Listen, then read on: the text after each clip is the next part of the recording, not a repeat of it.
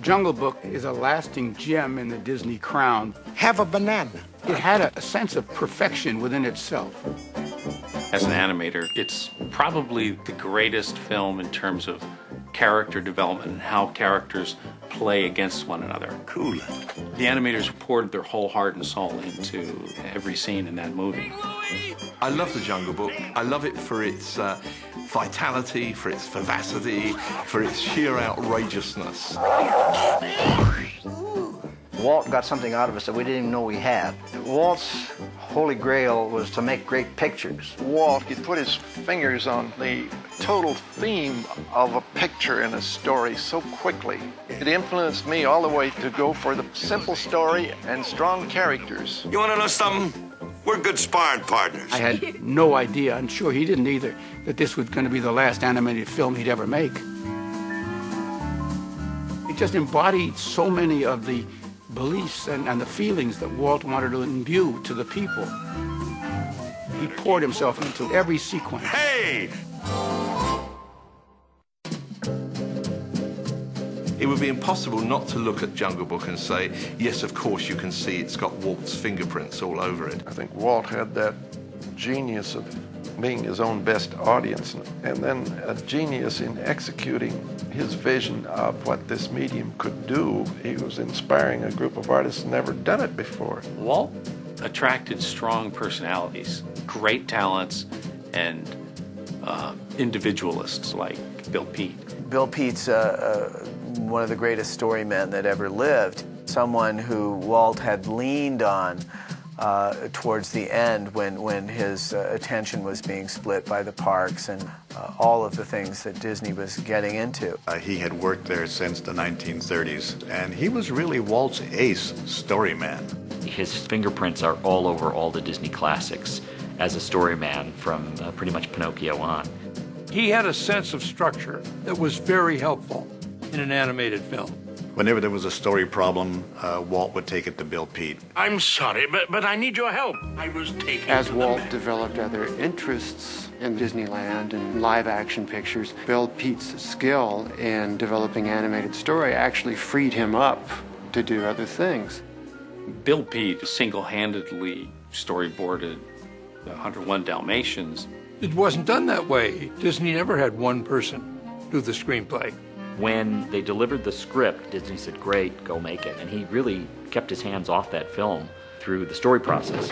So Disney allowed him to do Sword in the Stone, do the same thing with that. And then it was actually Bill Peet who proposed The Jungle Book to Walt Disney. He said we could do more interesting animal characters. Once Walt gave Bill the okay to start adapting Jungle Book from Kipling, Peet took the film in his own direction, as he usually did. He read and read and reread The Jungle Book, and he began to come up with story sketches. And he showed them to Walt, and Walt liked them. I had spent a lot of time going upstairs to the third floor to look at Bill Peet's storyboards. And I confess, the story that Bill was working on had me intrigued. I thought Bill was doing a fantastic job. The Sword in the Stone, you know, that wasn't very well received. Walt became a little bit more critical toward Bill Peet after Sword in the Stone. He wanted to get much more involved in story than he had been in the previous couple, and he got all over Jungle Book. There was also an additional problem. By the time that Walt headed in to the Jungle Book, he had reduced the whole animation operation so that there was a master animator who was the head of the entire operation, and that was Willie Reitherman. There was a single art director, Ken Anderson, and there were 4 supervising animators, Ollie Johnston, Frank Thomas, Milt Kahl, and John Lounsbury, all of whom were members of the famous 9 Old Men. And then there was one story man. And in the case of the Jungle Book, Bill Peet was really the story man. So it was Bill Peet's responsibility to devise the storyboards, to get the voices to be recorded, to record those voices. As Bill Peet himself once said, there were 40 people who were assigned to these jobs in the golden age of Disney animation. Now they were all being performed by one man, me, Bill Peet. Bob and I had been staff writers at the studio for approximately 5 years by that time. And one day Walt called us in and said, "I don't like the way Jungle Book is going." Bill Peet had written a very sincere version of Rudyard Kipling's telling. He saw a film taking shape that was initially not the kind of film that he wanted to see. It was very dark, it was very brooding, it wasn't the kind of film that he'd envisaged being made of Kipling's stories. Walt and Bill couldn't seem to reach agreement on the film's development, and the two of them, after all those years, broke up. Pete left the studio and never returned. After Bill Peet left, Larry Clemmons was given the job of putting together the story. Well, when he put me on Jungle Book, that was my first writing on an animated cartoon feature. Well, we were at this meeting, and the first thing Walt said, I remember, how many fellas have read the original Jungle Book story by Rudyard Kipling? And nobody said anything because nobody had read it. He says, "Good, I don't want you to read the book. Now here's the story." And with that, he launched into a typical Walt Disney storyteller. He's a master storyteller, the greatest storyteller you've ever seen. He characterized every personality with his face and his movements and his gestures. And he launched into how he wanted to tell the story. And he said, "But I want it to be fun. I want this to be a fun story, an adventure with fun, no mysterious, none of this heavy stuff." And that's what he looked at us and he said, "And I want to have a little heart in it too." You know what I mean? We may look a bit shabby, but we've got hearts. And feelings, too. In those days, we developed the story visually. We worked from an outline, not conventional script pages, but from an outline by our writer, Larry Clemmons. Walt didn't want to read things. He'd rather see storyboard sketches. It was visual, you could see it, you could see the action. The whole idea of being a Disney story artist is that you're supposed to be able to take a bare bones outline and develop the character, add whatever entertainment value you can. Walt liked people around him that were willing to try and dare, even though they didn't know quite where they were going or why even.